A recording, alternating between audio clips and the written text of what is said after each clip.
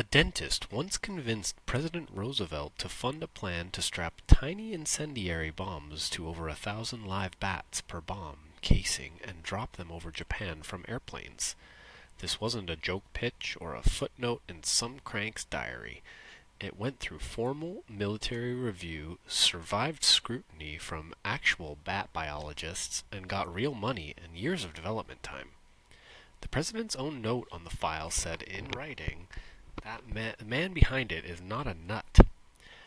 How a bat-based weapons program got that far and what it actually took to shut it down says something about how a genuinely clever idea and a genuinely uncontrollable outcome can come from the exact same afternoon.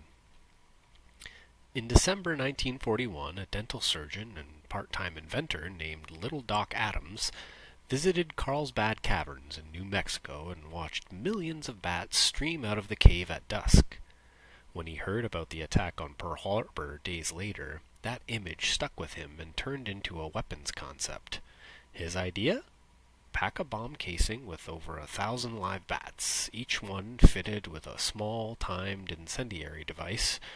Drop the casing by parachute over a Japanese city and let the bats disperse and roost in attics and eaves across a wide area before their individual charges ignited.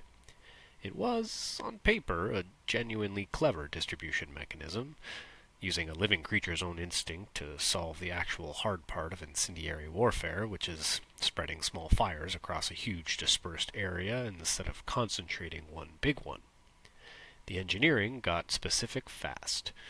Researchers settled on the Mexican free-tailed bat, small and strong enough to carry payloads roughly 3 times its own body weight, and worked out that chilling the bats into a hibernation-like torpor kept them calm and controllable during transport.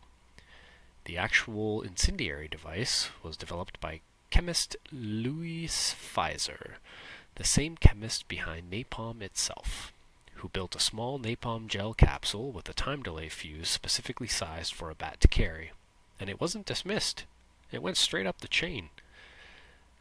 Adams got the proposal in front of President Roosevelt, who forwarded it to Colonel William J. Donovan, head of wartime intelligence, with a note reading, "This man is not a nut. It sounds like a perfectly wild idea, but it is worth looking into." The plan then went through formal review by military officials, cabinet members, and actual bat biologists, and the consensus that came back wasn't ridicule. It was that, if executed competently, the plan had a real chance of working.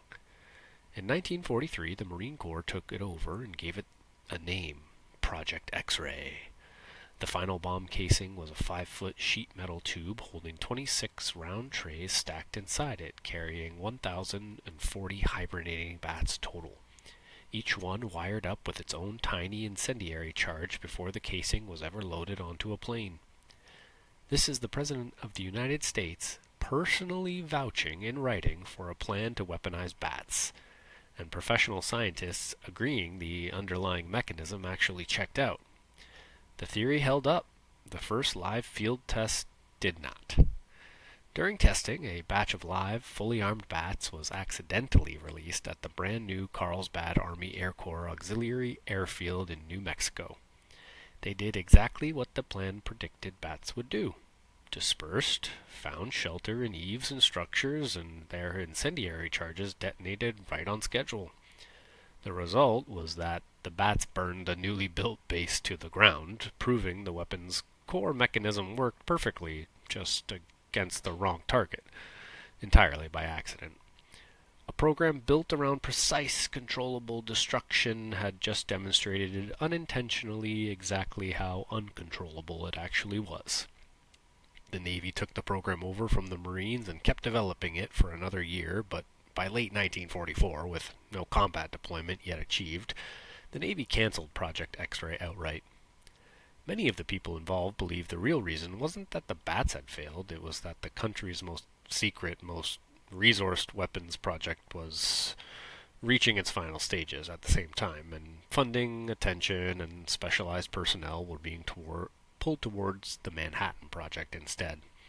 A bat delivery incendiary weapon that had already proven it worked, just not on command, lost out to the weapon that would end the war a different way entirely. So, somewhere in a wartime archive, there's a formal military file confirming that a plan to firebomb targets using over 1,000 live bats per casing wasn't just plausible, it was actually validated, and its only real failure on record was burning down the wrong airfield on a test run. What do you do with a weapon that works exactly as designed the first time it gets wrong? The Navy's answer was to shelve it and let the atomic bomb take the headline instead. The bats, as far as the record shows, were never actually deployed against anyone at all.